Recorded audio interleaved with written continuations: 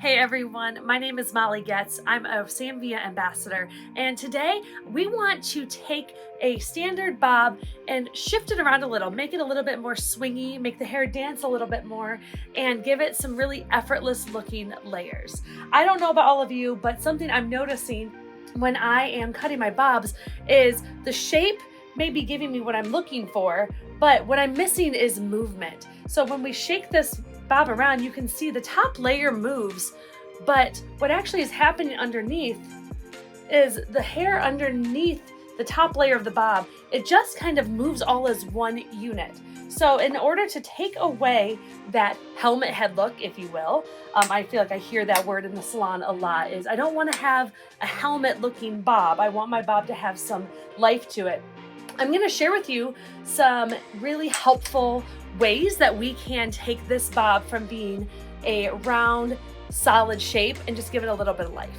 All right, so the first thing we want to do when we are looking to break this up a little bit is with our comb, I'm just going to separate the hair that lives from the ear area forward, and I'm just going to move that hair out of the way. I just don't want to affect it quite yet. And because this bob has already been cut and we've established our length, and the hair has already been styled out nicely, I'm going to choose to use the Villa sectioning clips so that way we don't create any creases or bends in the hair. Now that we have the hair from the ear area forward pushed up and out of the way, the next point that I want to look for is where this head shape starts to round in. Do you notice where the occipital bone area, right at about this spot where my index finger is, this is right about the area that I want to start thinking that the head form is changing shape. So you'll notice where this area is starting to change shape and starting to sink in is right at about that area where the ear also, the hairline of the ear is also coming down. Thinking about the shape of a hairline can really set us up for success when we're creating our bobs. Knowing that most people have a few extra inches of hairline that comes down behind the ear before we hit our lowest part of the hairline, we can typically find a lot of extra abundance of hair in this area. So the first thing we want to do is remove some of that hair in a seamless manner. So thinking about where that area is, I'm going to go ahead and, with my comb, take a horizontal section from one side to the next, and I'm going to clip that hair up and out of the way again with my dry sectioning clip. Now that hair is out of the way, I'm going to do the other side. I just find it easier to work from one side to the next, so that way I can keep all the hair in its natural falling position, the easiest and the most under control and organized manner. Okay, now that we have found all the hair that lives from that occipital bone range and lower, we are going to reach for my shear of choice these days, the 7-inch dry cutting shear, but this one is the swivel thumb. I love to have a swivel thumb option, and I'm a lefty hair cutter, so I love that this comes in a lefty option. I mean, I actually believe that most of the shears, if not all of the shear options, do come in a left-handed option. So for those of you who are left-handed, fear not, Villa brand has you covered with all of the left-handed choices. So I'm going to show you why I love having a swivel thumb in this section, because we are going to be sectioning the hair horizontally and lifting the hair up horizontally. I find that typically in the salon, we will cut hair with vertical sections most commonly, but vertical sections actually reduce a lot of weight in the hair. But sometimes we have clients who have a fine amount of hair and they still want their hair to look really full. So by taking horizontal sections, it's going to maintain a level of fullness in this shape, as well as also providing us a lot of control with only having to take this in one fell swoop. So I went through that section and I point cut, deep point cuts. I'm gonna do the same thing on the other side here. I'm gonna elevate the hair with the wide teeth of my Samvia cutting comb. And I'm just gonna elevate that hair straight up into my fingers. Notice my comb spine is guiding where my fingers need to be going. So I elevated this up just about 2 fingers distance, 1, 2, above that part line or above that occipital bone. And as I'm guiding, I'm keeping my fingers parallel with the head shape. And then with my shears open, nice and wide, I'm going in with a deep point cut.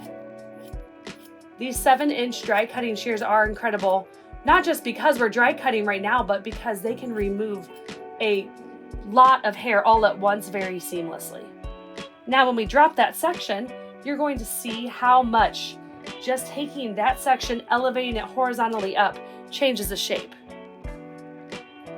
It tucks the shape in and it rounds that shape under to give it more of that oval shape look versus a squared off shape in that nape area. But we didn't have to sacrifice any length at all to create this shape change. Next, what we're gonna do is drop our back section. And remember, we have that front side clipped up out of the way. So here's one option.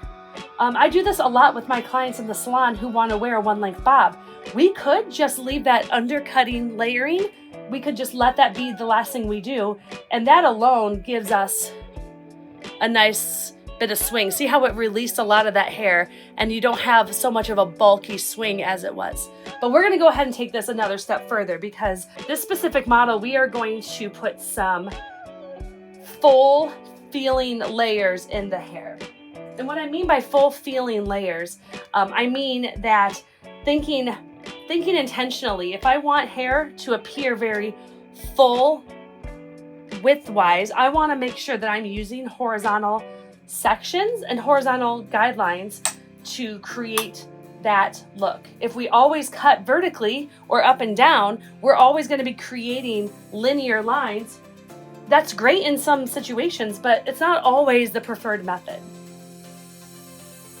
So what I'm going to do is section that hair from left side to right side. And you can see right here, I am right behind the left ear. And I am going to take this quadrant in this back left section and just break it into 2, so that way I have a little bit more control. The first thing I'm gonna do is find where my comb balances vertically up and down. So you can see where that comb is sitting flat against the head. That is gonna be my indicator where that comb is lifting off of the head as to where the round of the head is starting to round upward. So for my first section, I'm going to take the hair above that rounded section, and that's gonna be my section that I'm gonna cut first. So sticking with a horizontal parting, and I'm gonna use the wide teeth of my comb again, so that way I don't have too much control on the section. I have enough control to get all of the hair strands moving the same direction, but I'm not putting a lot of tension on the hair. I want the hair to have a little bit of give to it before I cut this off. I'm gonna elevate this hair straight up into the air.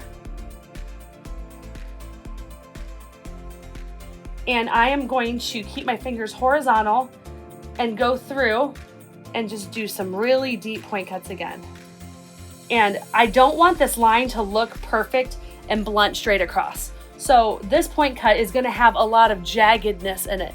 You can see that there is a lot of ins and outs in that edge. That's what we're looking for. I'm gonna go ahead and drop that first section and pick up my next section. I'm just gonna take a sliver from the previous section I just cut and elevate that straight up. Again, with the wide teeth of the comb so I don't have too much tension. And I'm just picturing the top of this section being parallel with the walls in my room. So we can see from a side view here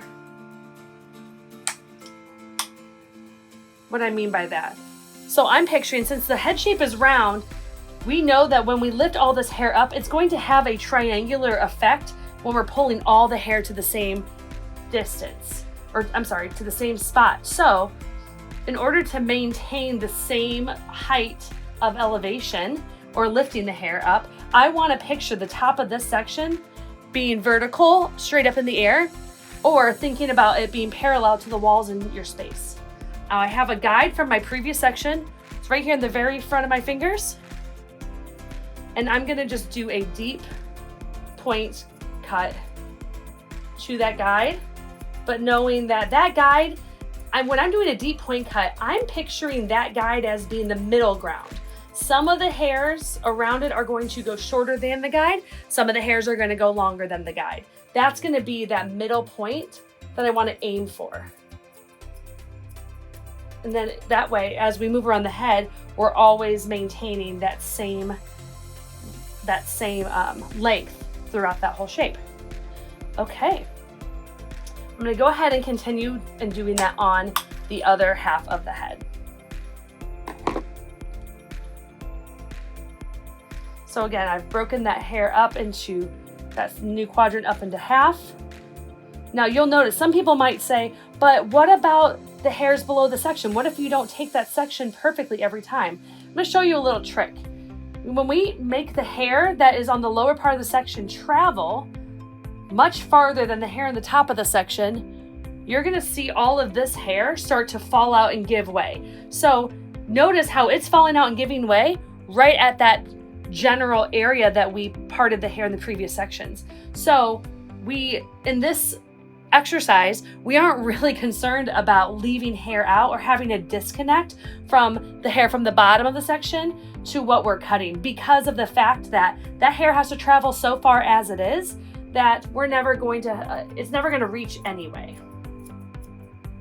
If you were concerned about making sure you gather it all, you could take this entire back of the head and part that off from the get-go right away. So that way you know exactly what you are gathering in your hands.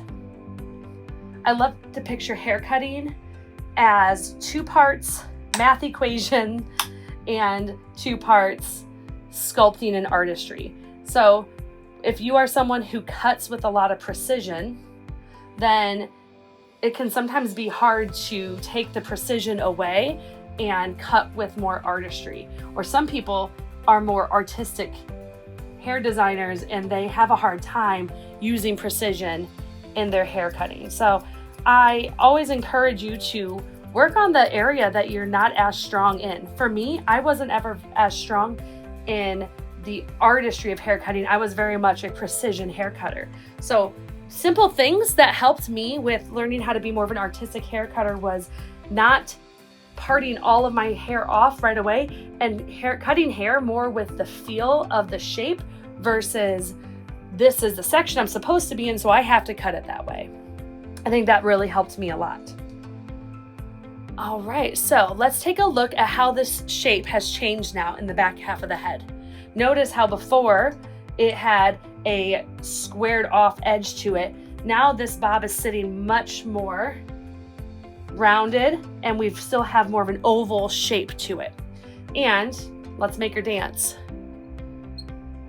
She's swinging a lot more. If I take the head off, you can see how in the bottom here, that hair in that perimeter line is really, really moving now.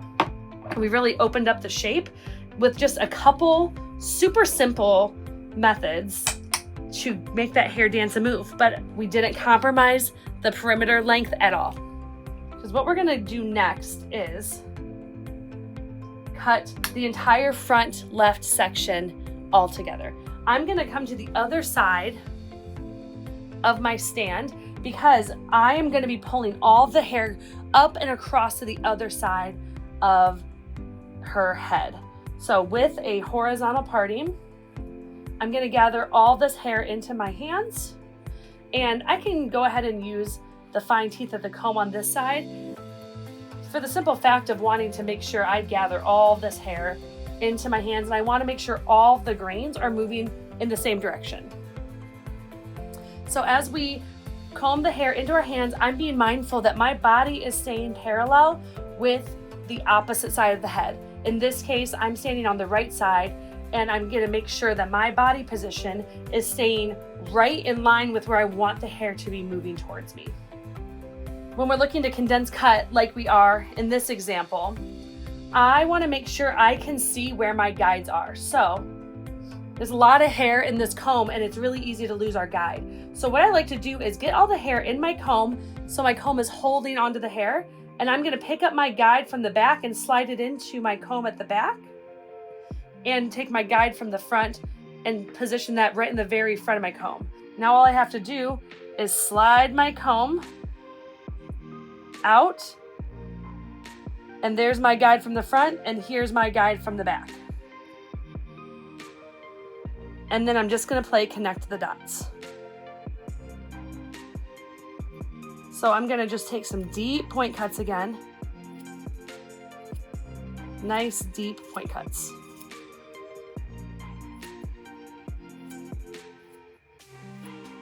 Now notice how I'm pulling the blades of the shears away from my hands before I make my closing motion. This way I can cut the hair through with the entire length of my fingers and not worry about cutting myself, because I am not closing the shear until I'm already moving away from my fingers.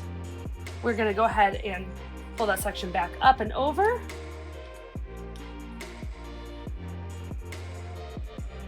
And see how nicely that floats away from the face. Now let's gonna go ahead and do the other side. Horizontal section again. Remember, the hair on this side has to travel very far from the lowest point of the head all the way up and across. So I'm not overly concerned about having precise partings on the other side of the head, because of the fact that most of that hair is gonna fall right out of my section anyway. But if that makes you nervous, by all means, go ahead and just section out exactly what you're looking to cut and separate out everything that you wanna make sure you do not cut. So I'm gonna lift everything up and over the head, get my comb in to secure the hair into my comb, and find my guide from the front, lay it over top, and my guide from the back is at the back of my comb, or back of my hands, right in that area. There's my guide. Remember, when we're point cutting, my guide is simply gonna be a middle point. It is not gonna be the longest of the hairs, it's not gonna be the shortest of the hairs. I wanna make sure I'm creating lots of ins and outs or jaggedness with the section of hair, so that way I get a really nice soft result. Now lay that hair back on the other side, and let's comb it out. Let's give her a little bit of a spin here so we can see how this hair moves and dances. Now that hair has a lot less fringe on the ends to create more movement as we swing this mannequin around, and see how this bob shape has changed from what we started with. Back in the nape area, we took a horizontal section, we pulled that section straight up, and we took off weight from the very top of this nape section, allowing our shape to fall more oval and tucked in, and allowing all the other hair around it on top to fall over top of it a little bit more loosely. Then we took all the sections from above the round of the head and took those straight up horizontally and cut those off, so that way we still had a nice full shape around the perimeter of the head, and it gave it a really nice oval rounded silhouette. On the sides, we took all the hair from each of the sides, we created a guideline at around the lip area, and we used a guide from the highest point of the back section, and we took all the hair from the front quadrant across to the opposite side. We then just connected the dots of our new guide and our guide from the back. Wherever those two pieces came together, we did a deep point cut to make a really soft edge going on the opposite direction. And then we did the same thing on the opposite side. Now that our bob is complete, I'm gonna go ahead and just take my Villa flat iron and just give this pot look a little bit more polish and get her prepped for any special holiday event that we might have going on. So I'm just giving the hair just a little bit of a bend.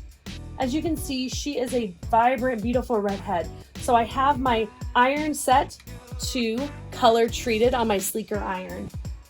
What's one of my favorite settings to use probably my most commonly used setting on the sleeker iron is the color treated setting, because majority of the people that I work on have color treated hair. So we want to make sure that we are protecting that new color investment that they've just made by not amping up the heat too much on their hair. Look at the shine that is created when we use our sleeker flat iron. Another feature that I love using the sleeker iron for is to create a little bit of bend in the hair. So all I'm doing is rocking the iron out just a little bit to create a little bit more bend in the hair. And if I were to accidentally create a little bit of a bump in the hair, it's really easy to go back in with my iron and knock that bump right out of the hair. Like that. Just creates a really nice, soft, smooth glide through the hair. You're never gonna get any catch when you are using the sleeker iron. It just glides really seamlessly through the whole length of the hair. But having these rounded plates really help with getting a nice beveled edge on the hair. Okay, there you have it. Thanks for watching our bob transformation into a swingy, soft, movement-filled style. My name is Molly Getz. You can find me on Instagram at Molly Getz. That's MOLLYGETZ. I am a Villa Ambassador. Thanks for watching. I hope to see you again soon.